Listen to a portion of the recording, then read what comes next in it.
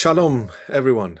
Welcome to the very first episode of Out of Babylon, a new podcast project about the journey out of confusion and into a life-transforming faith. For our inaugural episode, we are honored to have Avi Snyder with us. Avi is a messianic Jew, which means he is Jewish and believes that Yeshua, or Jesus, is the promised Messiah of Israel. His story is a powerful one.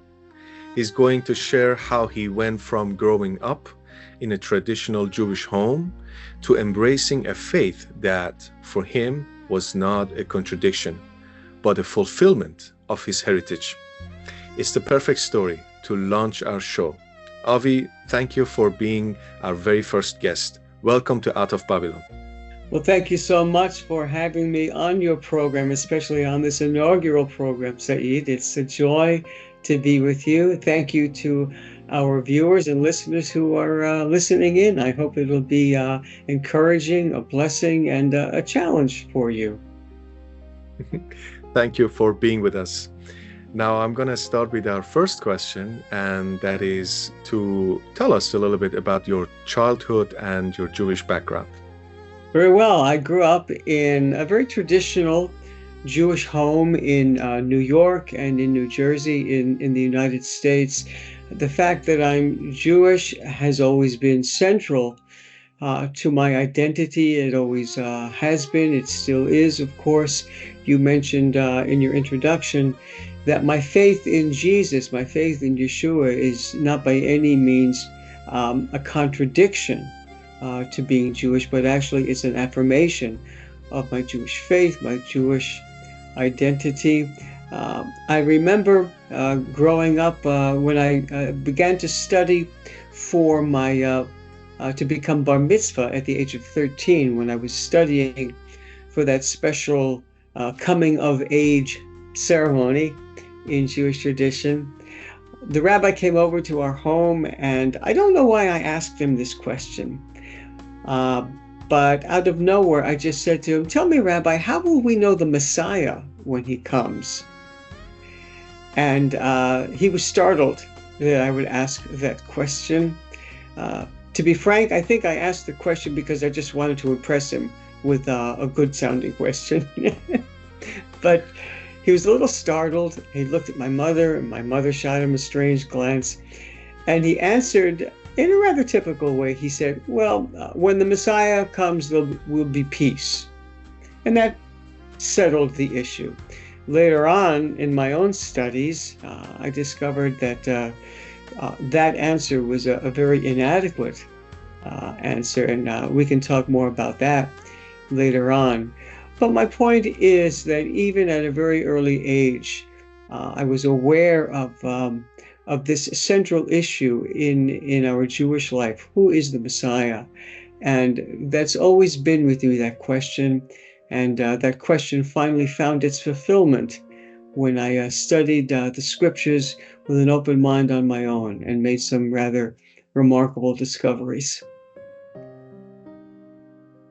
Wow, fascinating. Now, how did you come to know Jesus and become convinced and believe that Yeshua is the promised Messiah of the Jews? How has believing in him influenced your Jewish identity? Well, as I mentioned just a moment ago, the fact that I'm Jewish has always been central to my identity. But by the time I was in my late teens and into my early 20s, I was not at all practicing as a Jewish person. I still identified very fervently as a Jew, but I had joined a whole generation of young Jewish men and women who would define themselves as Jewish atheists. Our Jewish identity was important, but as far as we were concerned, there was no God. God had nothing to do with it. I wasn't really an atheist, though. I was just very angry with God. I was angry because of the Holocaust. I was angry especially because I had embraced a very ugly philosophy called nihilism. And in very simple terms, nihilism says that there is no reason to life at all. Life is absurd. Your life is absurd. Nothing that we ever do or learn or accomplish has any lasting significance. Ultimately, it all amounts to nothing. And therefore, if you want to be happy in your life, you have to accept the absolute absurdity of your life, choose to go on living anyway, and be content with that, be happy with that. Well, there's a problem. You can't be happy and content if you believe that everything that you do or learn or accomplish in your life means nothing. You can't be happy when every time you embark upon a new project, you start learning something, you start achieving something, a voice goes off in the back of your mind. And the voice says, yeah, but it doesn't mean anything. You don't mean anything. It's pointless. You're pointless. Who cares? So what? This infuriated me. This made me so angry that I literally one day, I shook my fist at the ceiling in my apartment and I screamed at God. I said, how dare you do this to me? How dare you create a pointless universe and put me in the middle of it? Then I had this thought. Now, I didn't hear a voice. There were no bells. There were no flashing lights. But this thought was as clear as a voice. And the thought was this. Oh, so you're angry, huh, Avi? Well, who are you angry at? I thought you said you were an atheist. So I thought back. I am an atheist. Why should I believe in a God who creates a pointless universe and puts me in it? The thought came back to me. If you're going to blame me, first admit that I exist. The Hebrew scriptures have a challenge for people like the person I was, people who deny God's existence but blame him for everything that's wrong in the world. The challenge is found in both the law and in Jeremiah, the prophet Jeremiah, and the challenge is this. God says, you will seek me and you will find me when you search for me with all your heart, and I will be found by you. So I decided to put aside my anger and to embark upon an open-hearted search. And God in his mercy and in his grace brought two types of people across my path. He brought me into contact with Jewish believers in Yeshua, in Jesus, members of an organization called Jews for Jesus. And he brought me in touch with a Gentile Christian family who loved the Jewish people and who loved the Jewish Messiah, Jesus, and who loved me enough to tell me the truth, even though they knew that the truth would go against everything that I was raised to believe. But they were more concerned with me knowing the truth than with how I might respond to them. So they spoke with me in love, but they told me the truth. It was a truth that could not be silent, a love that could not be silent. So I began to study the Hebrew scriptures, the Jewish Bible, on my own. And I made some very interesting discoveries. I discovered that God is real, that the God of Abraham, Isaac, and Jacob is a real God. The fact that we Jews still exist as a people, even though everyone has always tried to destroy us, even though we're such a small nation, the fact that we cannot be destroyed, the fact that we are preserved, proves that the God of Abraham, Isaac, and Jacob is a real God, and he's a God who keeps his promises, because he's promised that he would keep us, that he would preserve us, because he has a special purpose for us as Jews, and that purpose is to let the rest of the world know of his existence. So I discovered that God is real. That was the encouraging news. The not so encouraging news is I discovered I wasn't as wonderful a person as I thought I was. Yeah, I wasn't a murderer. I wasn't a thief. I didn't kill or rob from people. But even the fact that I had gone through a period of my life despising God for no reason, blaming him for things that were wrong when all he had ever done was watch over me and keep me alive and protect me. The very fact that I had spent so much time filled with animosity toward him, that in and of itself was a grievous, grievous crime that deserved God's judgment. I deserved his judgment.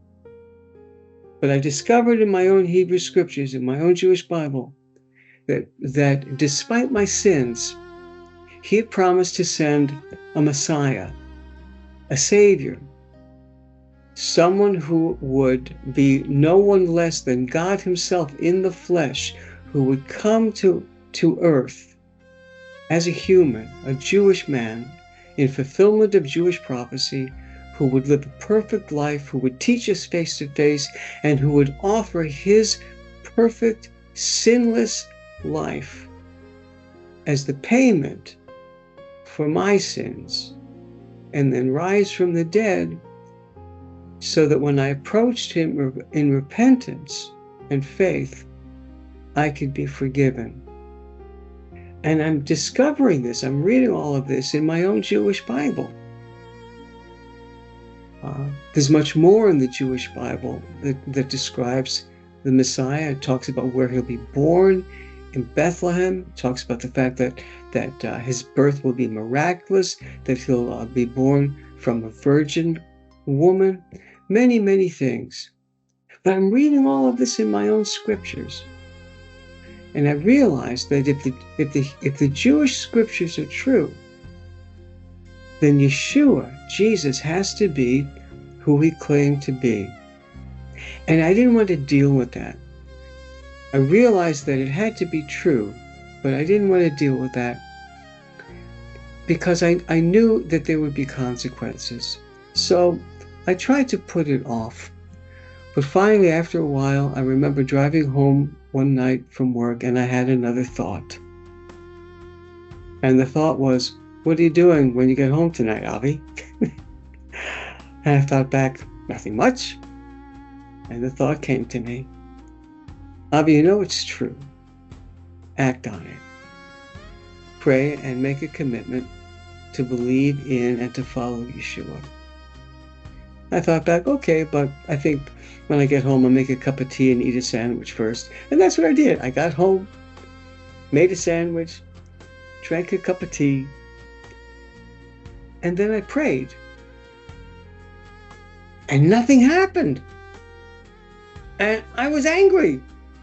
I thought spectacular things were supposed to happen.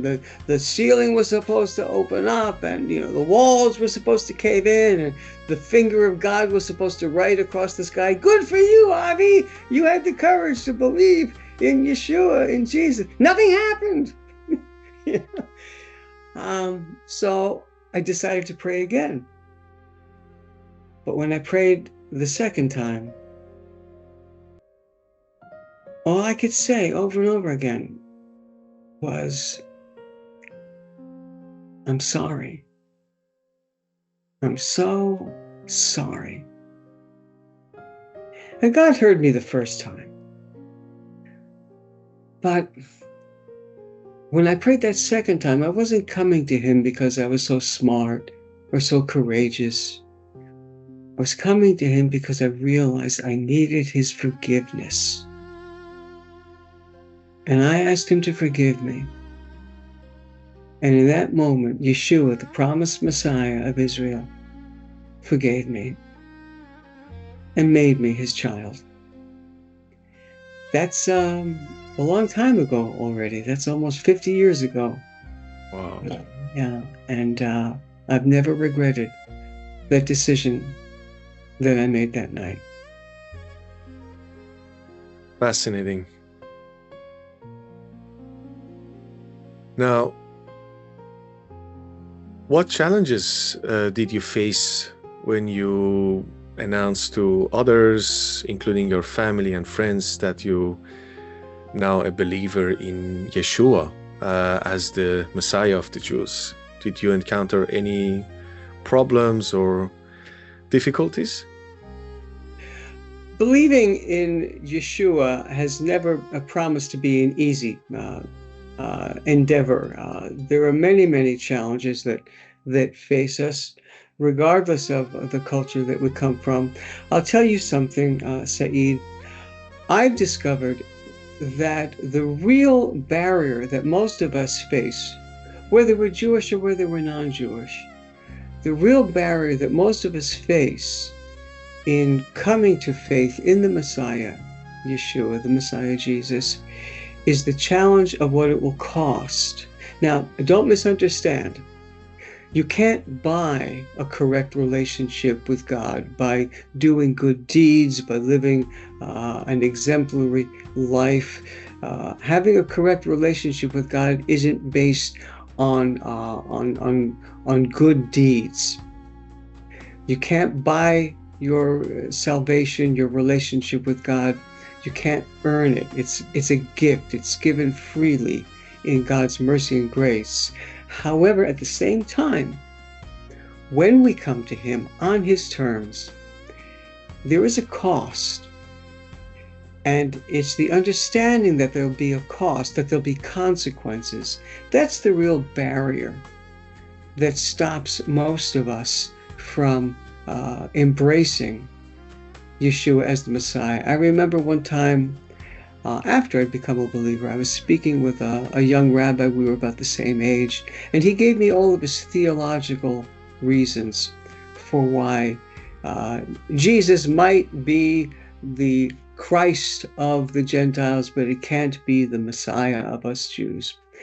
And when he finished, I said to him, Rabbi, we both know that those aren't your real reasons for not believing. And he said, yes, they are. I said, no, they're not. I said, we're the same age, we're the same culture, the same upbringing. I know your real reason. And then I said to him, Rabbi, let me ask you a question. You don't even have to answer the question. Just listen to the question. He said, okay. I said, if you were to examine the Hebrew scriptures on your own, with an open mind, if you were to come to the conclusion on your own that Yeshua is the promised Messiah of Israel, that He died for your sins and rose from the dead according to the Hebrew scriptures, and if you openly believed that, what would you lose? You'd lose your wife, you'd lose your children, you'd lose your job, you'd lose the respect of everyone who knows you. I said, the only people who'd stand with you are crazy Jews for Jesus like me. I said, you can't afford to look at this with an open mind. It's just too dangerous, too expensive a challenge, isn't it? And do you know what he said? He said nothing because he was a man of integrity. He couldn't admit that I was right, but he wasn't going to lie and say that I was wrong. So he said nothing. I believe a man with that kind of personal integrity and honesty will ultimately come to faith. It's the challenge, but you know, all of us ultimately have to decide what's more important to us. The opinion of people or the opinion of the God of our people, the God of all people? What's more important, the approval of men and women who will be faithful to you one day and unfaithful the next, or the acceptance of the God and King of the universe who will be faithful to you forever once you have made a commitment to Him? What's more important? That's very deep. Now, what is your message today for fellow Jews? both in Iran and elsewhere in the world, and to other ethnic groups about Jesus? What do you want to tell them? Well, very simply, my message comes down to this.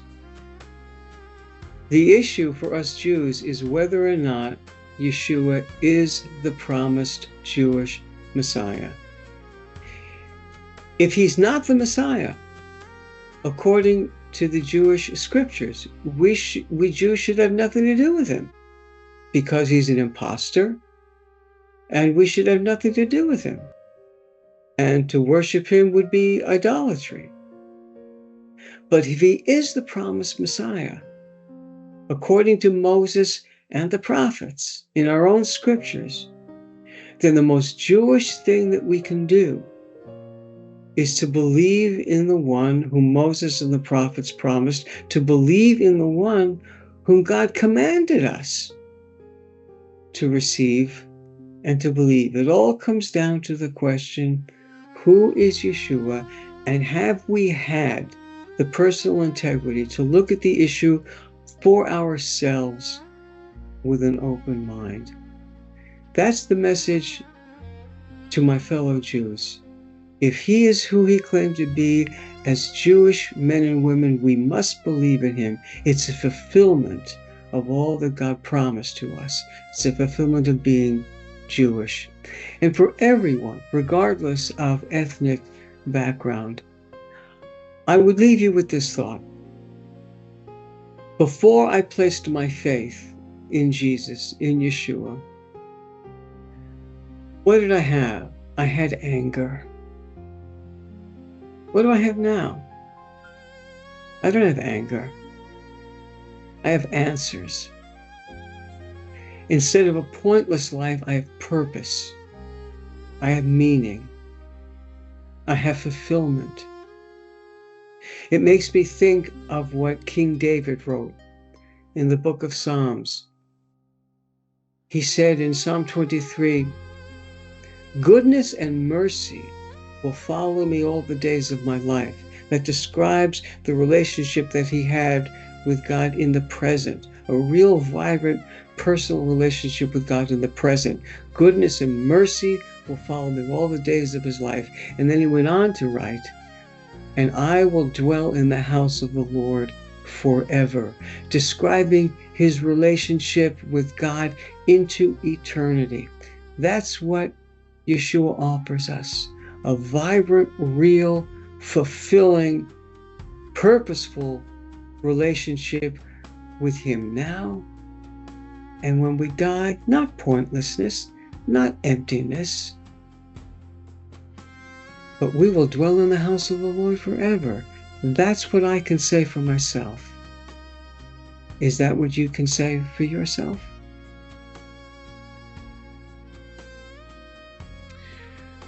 Avi, thank you so much for being our first guest and for sharing your story with such honesty. Your journey of finding Yeshua while holding fast to your Jewish heritage is exactly what this podcast project is all about. For our listeners and those who are watching who want to learn more about your work, where can they connect with you?